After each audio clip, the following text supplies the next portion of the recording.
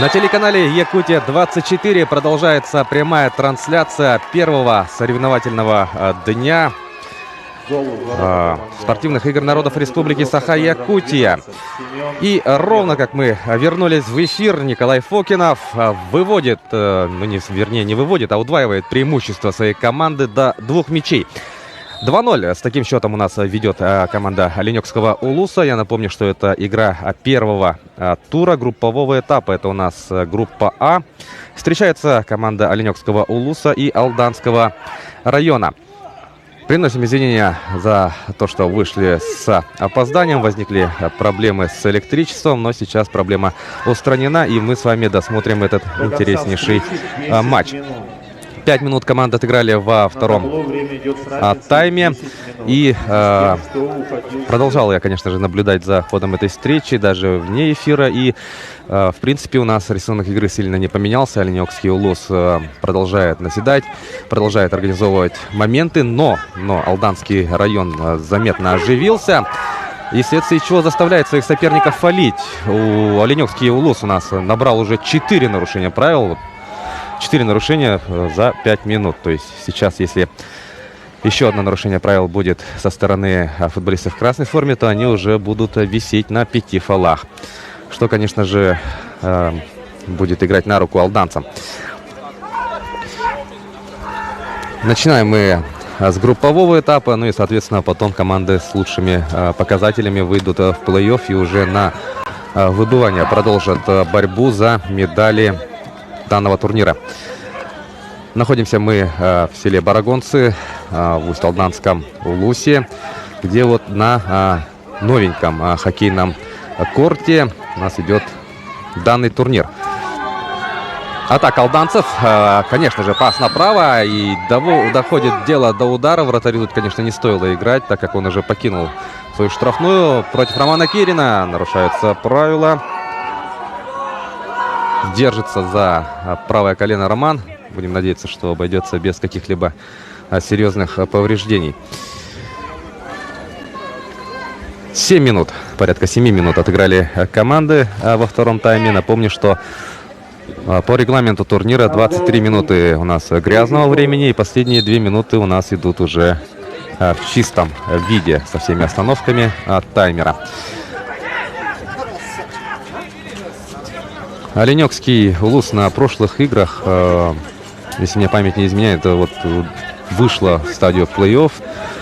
И как отмечал сам Прокопий Федоров тогда, это, безусловно, очень хороший результат для, ну, скажем так, не совсем футбольного Улуса. Но если это, конечно же, сравнивать с командами Якутска, Мирнинского района, Усть-Алданского и так далее. Не в обиду, конечно, ни в коем случае представителям данной команды.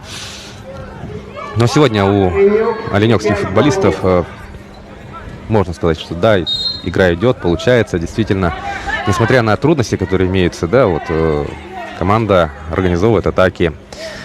Раз за разом угрожает очень опасно воротам алданцев. И вот, собственно, вот это преимущество мы видим на табло. Я думаю, отражает счет то, что вот действительно происходит на паркете. Но вот у алданцев как раз таки наоборот, что-то совсем игра не идет. Периодически чисто вот взрывается команда. Ну вот, не сказал бы, что существует какая-то вот большая разница в классе. Но Оленёкский просто выглядит сильнее. Вот еще одна атака. Хорошо так в обыгрыш у нас Михаил Усманов шел.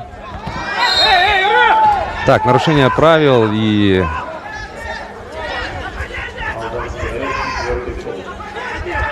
Так, у алданцев 4-й фол. А что касается Оленька, то у них 5 фолов. Нельзя уже фолить. И удар какой, штанга. Продолжается момент. Добивания не будет. И в подкате стелится Игорь Зинченко. Будет угловой удар. На 5 фолах висят представители Оленёкского Улуса. В случае 6-го нарушения правил, то будет назначен 10-метровый удар. Не только 6-го, имеется в виду 6-го и за каждый последующий фол. Аккуратно надо играть Оленёкскому Улусу, но в принципе преимущество в 2 мяча, учитывая именно как у нас идет игра, это очень даже комфортное преимущество.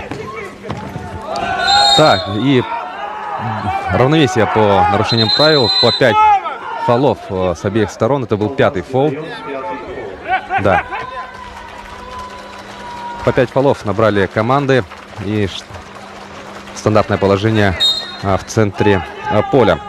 Роман Бондаренко разыгрывает мяч с Прокопием Федоровым. Роман Бондаренко хорошо увидел открывание соперника. Сейчас сам будет. Нет, это не удар, это скорее был пас.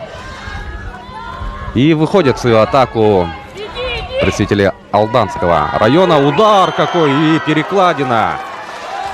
Не без труда справился с этим ударом Владимир Лялигин. После его сейва мяч угодил в перекладину. Но хороший такой удар. С подъемом, мне показалось, да? В исполнении алданского футболиста мог привести к тому, что было бы сокращено отставание в счете. Что касается времени, у нас 10 минут отыграли во втором тайме. Но времени много в мини-футболе. За минуту и за 2 можно сделать очень многое. Ну вот как раз из-за этого у нас последние 2 минуты идут в чистом виде, чистое время. Очень верное решение со стороны организаторов данного турнира. Удар тут, конечно, не получился.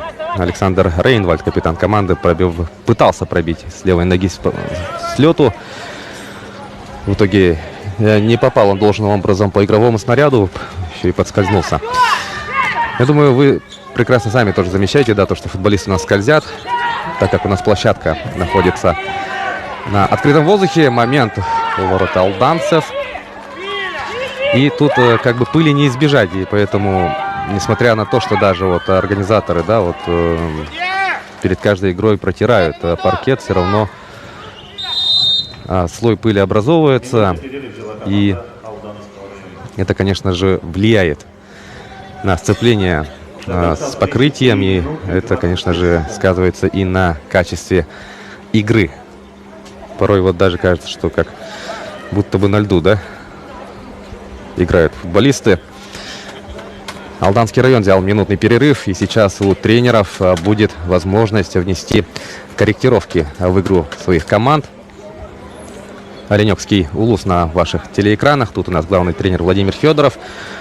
И помощником выступает его сын Прокопий, который выступает под 8 номером. Прокопий, ну, это настоящий профессиональный тренер. Он руководит одной возрастной группой республиканской специализированной школы по футболу, которая выступает, которая представляет нашу республику на всероссийских соревнованиях, а именно в Дальневосточной юношеской футбольной лиге. В этом сезоне Якутия представлена 2 командами. Это 6-е и 7-е года.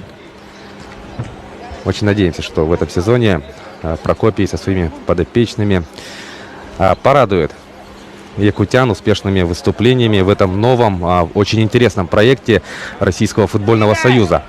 Прошлый сезон, конечно же, в актив записать они не могут. Закончили турнир на последних позициях. И надеемся, что эта кампания будет намного удачнее. По 5 фолов, я напомню, уже заработали обе команды. И сейчас каждое нарушение правил будет караться 10-метровым пенальти. Стандартный пенальти у нас бьется с 6 метров, ну а за 6-й фол у нас мяч ставится на отметку в 10 метров. В атаке алданцы. Что-то непонятное у нас сделал Игорь Зинченко. Какой-то небрежный навес, и в итоге потеря.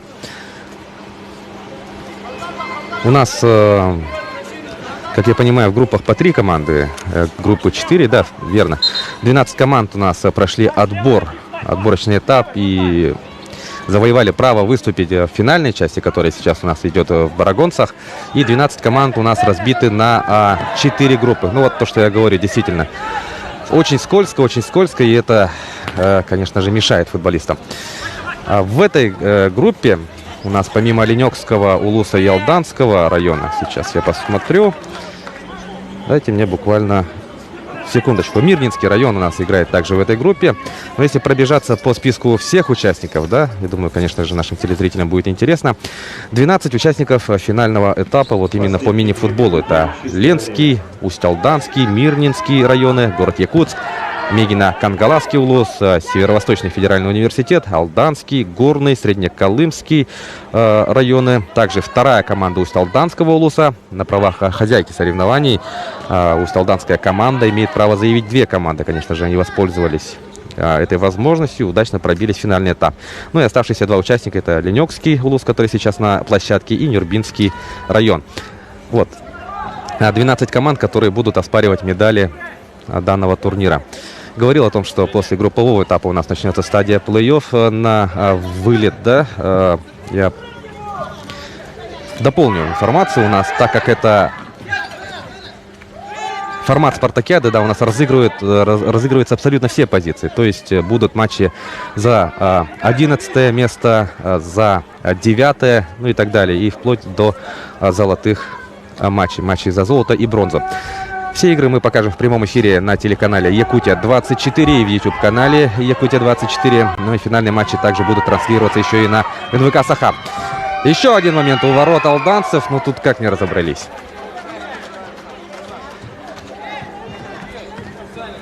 И смена в составе алданцев. Ну, в этом матче, да, тяжелее, конечно же, алданцам. У них значительно короче скамейка. Даже могу посчитать. 1, 2, 3, 4, 5, 6, 7, 8. Всего 9 футболистов привезли алданцы. Ну, то есть, грубо говоря, это один вратарь и 2 четверки, да, что, конечно же, не дает, да, вот пространства, чтобы как-то тактически как-то перестраиваться моментально. То есть это, грубо говоря, 2 четверки у нас играет. А учитывая то, что жара стоит у нас больше 30 градусов, это, конечно же, очень тяжело. Ну и то, что скользко, конечно, это тоже не проходит бесследно. Так, есть падение. Я напомню, что по 5 фолов команды уже набрали. Ну и, конечно, извиняется Александр Рейнвальд перед своим соперником. Ну, после вот стыка Рейнвальд навалился на своего соперника и сразу же, конечно, извинился. На правах капитана. Капитан — это лицо команды, и, конечно же, Рейнвальд должен быть примером для всех остальных. Ну и уважение к сопернику прежде всего. Всегда вот в таких ситуациях я вспоминаю, да, строки легендарного гимна Олимпиады 80 в исполнении Тынися Мяги. В спорте есть соперники, в спорте нет врагов.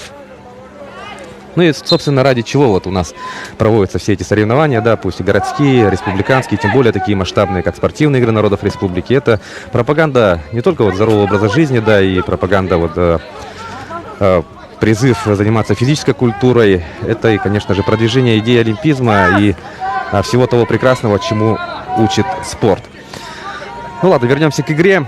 Счет по-прежнему 2-0. Результативными ударами у нас отметились Роман Бондаренко в первом тайме. И вот как раз, когда мы вернулись в эфир, Фокинов забил второй мяч.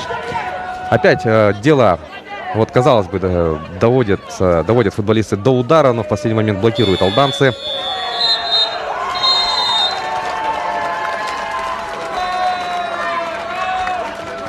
Так, прозвучал свисток, и